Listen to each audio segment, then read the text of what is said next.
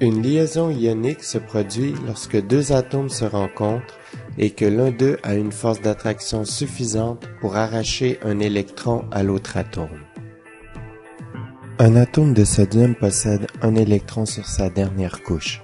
Il possède donc un électron de trop, car sa couche inférieure, elle, contient la configuration stable à 8 électrons. Un atome de chlore possède quant à lui 7 électrons sur sa dernière couche.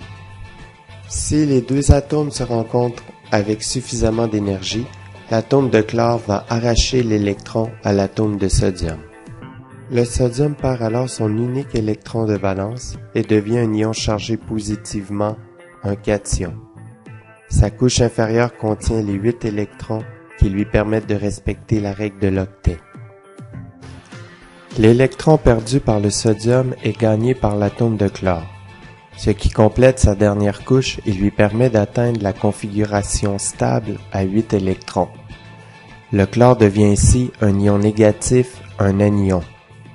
Les liaisons covalentes se produisent lorsque les atomes n'ont pas suffisamment d'énergie pour arracher un électron à l'autre atome. Dans ce cas, les atomes vont partager un ou plusieurs électrons et ainsi obtenir une configuration stable à 8 électrons. L'atome d'hydrogène possède un seul électron sur sa première couche qui peut en contenir deux. Il a donc besoin d'un électron supplémentaire pour compléter sa couche électronique. Un atome d'oxygène possède 6 électrons sur sa dernière couche.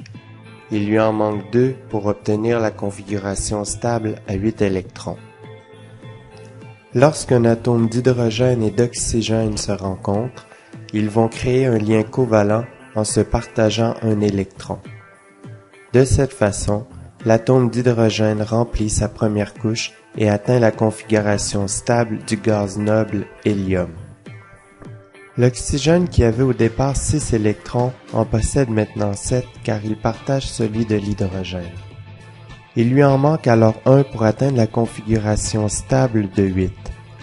L'oxygène va donc partager un électron avec un deuxième atome d'hydrogène, ce qui lui procure le dernier électron afin d'obtenir une configuration stable.